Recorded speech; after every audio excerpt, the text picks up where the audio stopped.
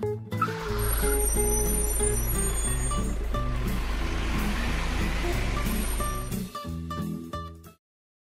I'm Xeros, General Manager of uShip Motors, and I'd like to share with you today some tips and techniques about shipping your vehicle.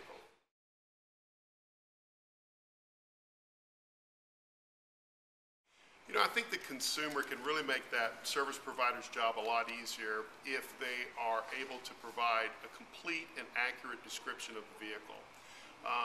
If a vehicle's factory stock, not a problem, but if any modifications have been made to it, it's been lowered, oversized tires have been put on it which affect the width and sometimes the height, it's really important that the transporter know this in advance.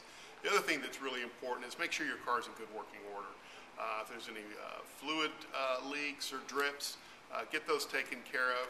Now, inoperable vehicles can be shipped, so that's not a problem. The only thing is the transporter needs to know this in advance so they can make the proper preparations.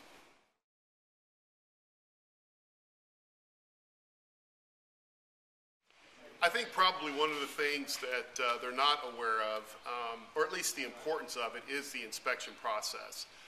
It is critical that the inspection that they conduct at the pickup and delivery be as thorough as possible. One thing I like to recommend is give your car a good rinse before it's picked up. That way you're able to identify any issues, any scratches, any bumps, things of that nature. You and the driver will be signing this document both at origin and at destination. If you discover something after the fact, say it's a couple days later, it's going to be very difficult for you to go back and file a claim once that bill of lading has been signed.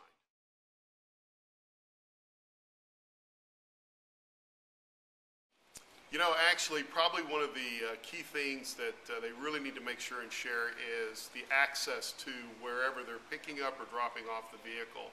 A lot of neighborhoods have large trees, power lines, things of that nature. A transporter is not going to be able to get to your home because of that.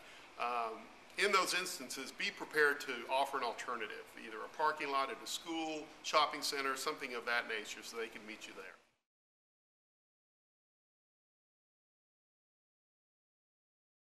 Probably the best thing to do for ensuring you're going to have a smooth loading and unloading is be on time.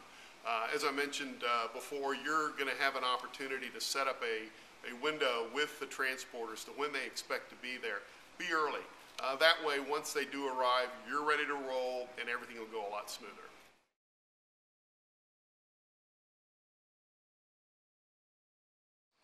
I think probably one of the biggest mistakes they make when they're shipping their vehicle is packing it full of personal items.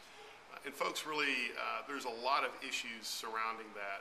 Number one, these transporters are only licensed to move your vehicle, not any type of personal goods or household goods. Secondly, safety. Believe it or not, these items can come dislodged in the vehicle. I've known of circumstances where they've actually left the vehicle and damaged other vehicles on the transport. Plus, keep in mind, this driver is going to be in and out of your car while he's loading and unloading it, so we've got to make sure that they're safe as well. And finally, more often than not, items that are packed in the car, typically either all or some won't make it to the other end. So the bottom line is to make sure everything really goes well, keep everybody happy, make sure your car's empty, pack those things separately, and ship them on their way.